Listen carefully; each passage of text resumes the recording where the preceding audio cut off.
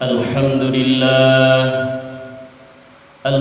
لله الذي أرسل رسوله بالهدى ودين الحق ليظهره على الدين كله ولو كره الكافرون ولو كره المشركون ولو كره المنافقون أشهد أن لا إله إلا الله وحده لا شريك له وأشهد أن سيدنا محمدا عبده ورسوله لا نبي بعده اللهم صل وسلم على سيدنا محمد وعلى آل سيدنا محمد وأصحابه ومن تبعهم بإحسان إلى يوم الدين أما بعد فيا أيها الحاضرون أوصي نفسي وإياكم بتقوى الله فقد فاز المتقون وأحثكم على طاعة الله ورسوله لعلكم ترحمون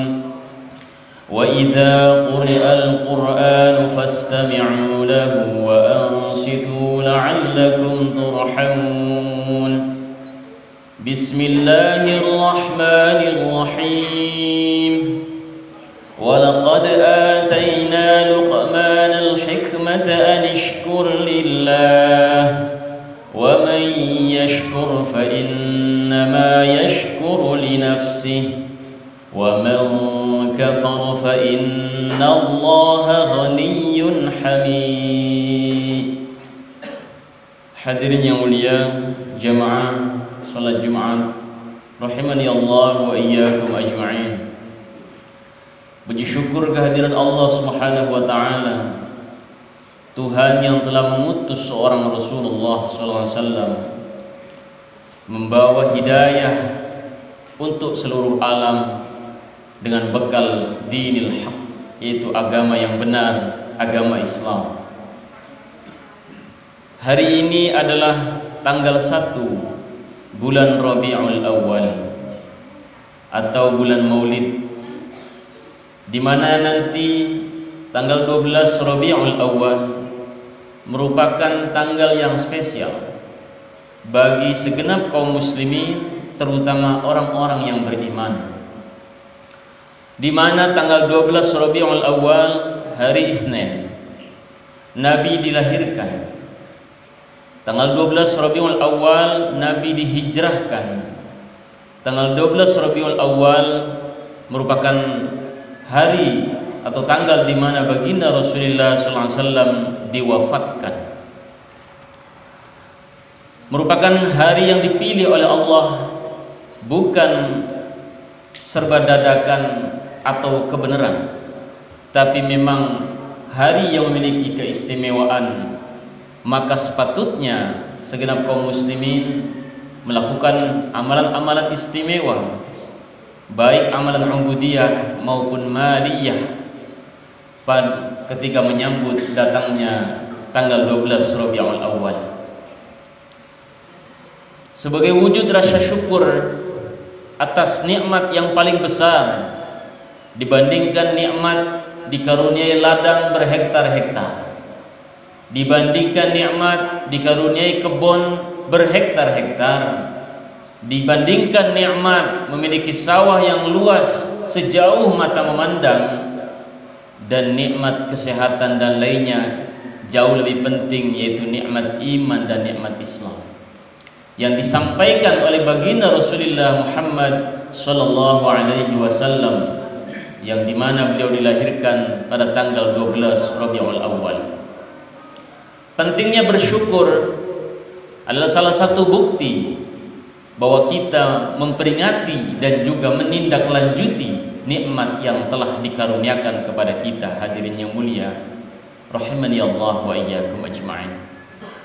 Allah Subhanahu wa taala menceritakan seorang hambanya yang mulia pandai bersyukur dan pandai menindaklanjuti nikmat dari Allah Subhanahu wa taala, bernama Luqman Al-Hakim.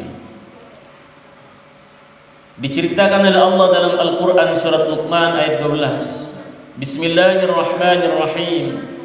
Walaqad ataina Luqmanal hikmata an yashkur lillah.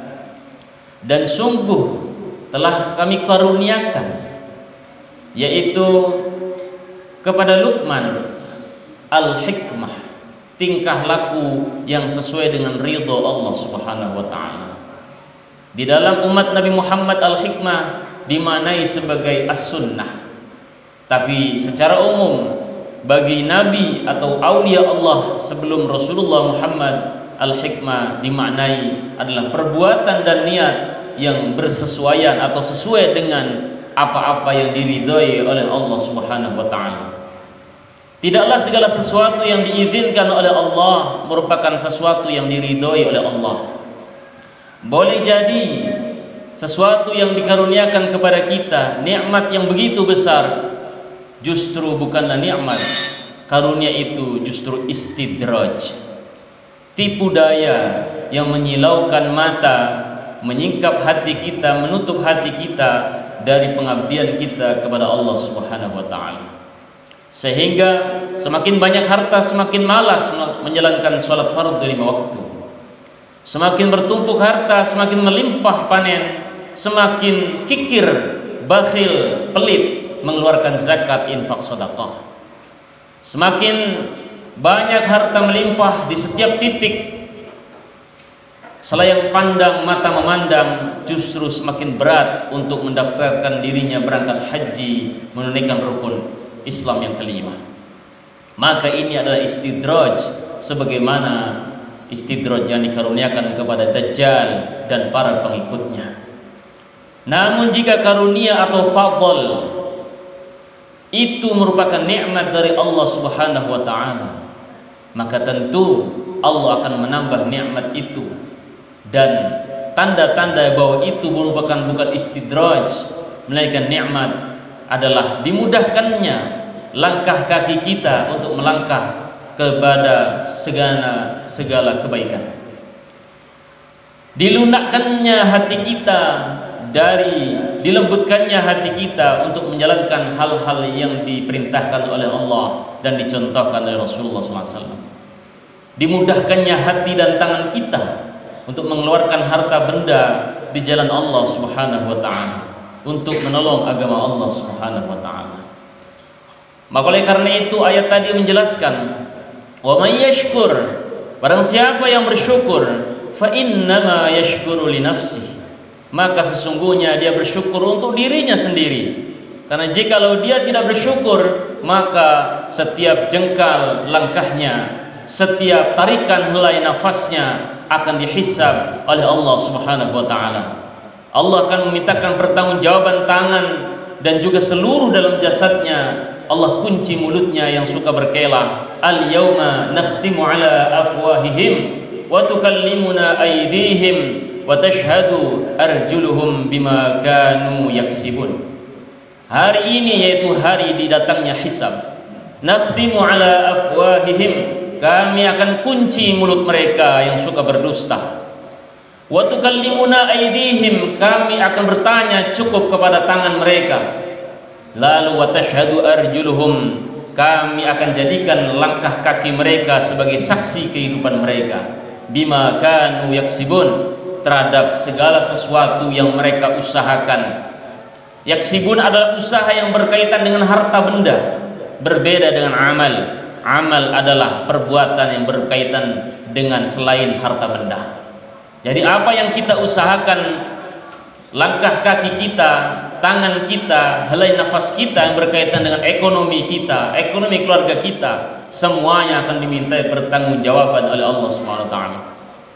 Wa man kafara, barang siapa yang kufur atau tertutup hatinya untuk bersyukur, maka wa man kafara fa innallaha ghaniyyun hamid, maka sesungguhnya Allah Maha Kaya lagi Maha terpuji. Hadirin yang mulia rahimani Allah wa iyyakum ajma'in. Bersyukur adalah bukan sekedar mengucapkan as-sana, bukan sekedar mengucapkan pengalam kepada Allah dan mengucapkan alhamdulillah, namun bersyukur adalah berterima kasih. Berterima kasih ialah terima dan kasih.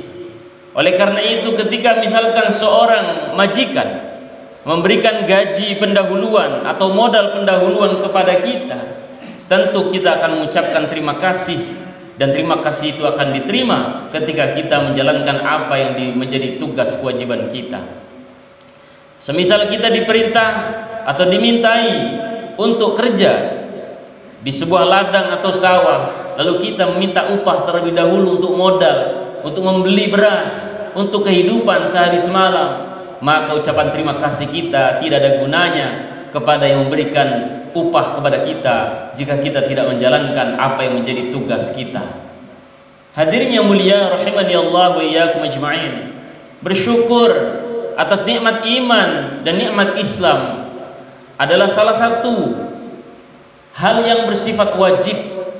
Salah satunya bukan sekedar kita mengucapkan alhamdulillah telah dikaruniai nikmat iman dan Islam, bukan hanya sekedar membuat acara-acara seremoni maulid, bukan hanya sekedar kita tahaddusan bi ni'amillah, menceritakan nikmat-nikmat yang Allah berikan kepada kita selagi, dan juga bukan sekedar ucapan, tapi bersyukur adalah dengan cara memuji Allah dan menjalankan apa yang diperintahkan oleh Allah dan Rasulnya.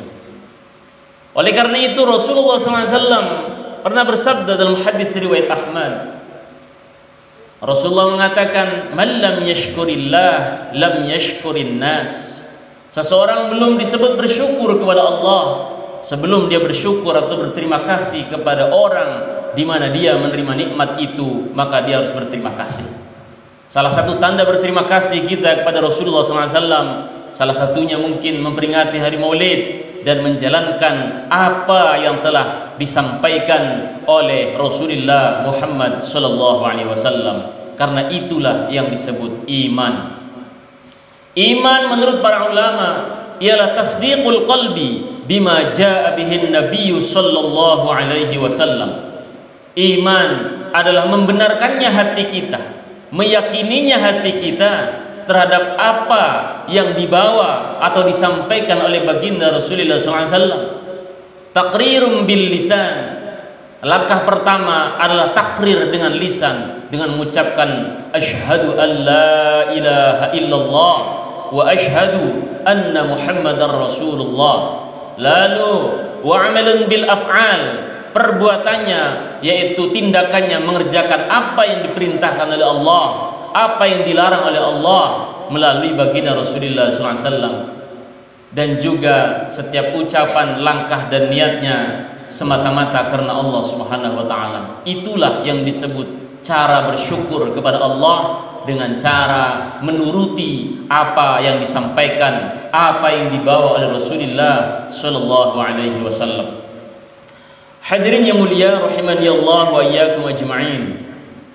Dahulu kala diceritakan di dalam hadis sahih riwayat Al-Bukhari dari Az-Zuhri, dikatakan ada satu peristiwa di mana Abu Lahab, orang yang begitu jelas dinas di dalam Al-Qur'an, dihinakan oleh Allah Subhanahu wa taala dalam surat Al-Lahab, tetapi masih diberikan nikmat oleh Allah Subhanahu wa taala oleh karena memuliakan atau menyambut datangnya hari kelahiran keponakan tercintanya Muhammad sallallahu alaihi wasallam.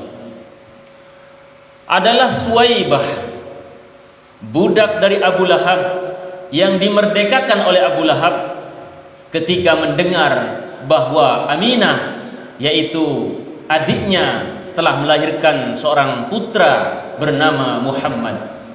Saking bahagianya Abu Lahab menyambut keponakan tercinta, dan bangganya dia berlari dan bersyukur kepada Allah Subhanahu wa taala dan memerdekakan Suwaibah. Orang-orang jahiliyah dulu berhaji, orang-orang jahiliyah dulu berumrah, orang-orang jahiliyah dulu bersedekah, tetapi mereka menyekutukan Allah Subhanahu wa taala. Mereka menyembah Allah, tetapi mereka menyekutukan Allah dengan Lata, Uzza, Manat dan Hubal. Amalan-amalan yang dilakukan Abu Lahab tidaklah semua diridhai oleh Allah kecuali satu, yaitu memerdekakan seorang budak perempuan bernama Suwaibah. Suwaibah adalah ibu sepersusuan Rasulullah SAW, seorang perempuan yang pernah menyusui Rasulullah SAW. Hadis ini merupakan hadis yang menjadikan rujukan utama di mana saudara sepersusuan tidak boleh saling menikahi, oleh karena mereka terikat dengan musaharah. Hadirin yang mulia, rahimani Allah wa iyyakum ajma'in. Akhirnya dapat kita simpulkan bahwasannya mari kita bersama-sama menyambut datangnya hari kelahiran baginda Nabi SAW sesuai apa yang dicontohkan oleh Nabi SAW. Tidak sekedar seremoni, tidak sekedar as-sana, tidak sekedar mengucapkan alhamdulillah, tetapi tidak ada implementasi apapun. Semakin kita menjauh dari Allah, semakin kita malas, semakin kita kikir dan bakhil, maka itu bukan nikmat dari Allah, tetapi istidraj. Istidraj adalah karunia sebagai ujian, sebagaimana Allah uji yaitu Dajjal dan para pengikutnya. Setan dan para pengikutnya diberi keistimewaan yaitu istidraj. Tetapi jikalau karunia yang Allah berikan kepada kita merupakan nikmat dari Allah Subhanahu wa taala, maka Allah akan mudahkan hati ini, akan memudahkan langkah kita untuk taat kepada Allah Subhanahu wa taala. Semakin mudah badan ini untuk menjalankan sholat fardu 5 waktu, semakin mudah anak cucu istri kita diajak taat kepada Allah Subhanahu wa taala, semakin mudah hati dan tangan ini mengeluarkan harta di jalan Allah Subhanahu wa taala. Karena hakikatnya hadirin yang mulia, semua itu adalah titipan dari Allah Subhanahu wa taala. Tidaklah manusia bisa berbuat apa-apa ketika kesehatannya diambil oleh corona. Tidaklah manusia bisa berbuat apa-apa ketika air bah hadir di tengah-tengah sawah ladang kita. Tidaklah manusia bisa berbuat apa-apa ketika pasukan belalang, pasukan burung datang memakan semua tanaman yang kita tanam berbulan-bulan. Itu semua makhluk Allah, itu semua atas perintah Allah dan ujian bagi kita sebagai hamba Allah Subhanahu wa taala. Barakallahu li wa lakum fil Qur'anil azim wa nafa'ni wa iyyakum bima fihi minal ayati wadh-dhikril hakim wa taqabbalallahu minni wa minkum tilawatahu innahu huwal ghafurur rahim.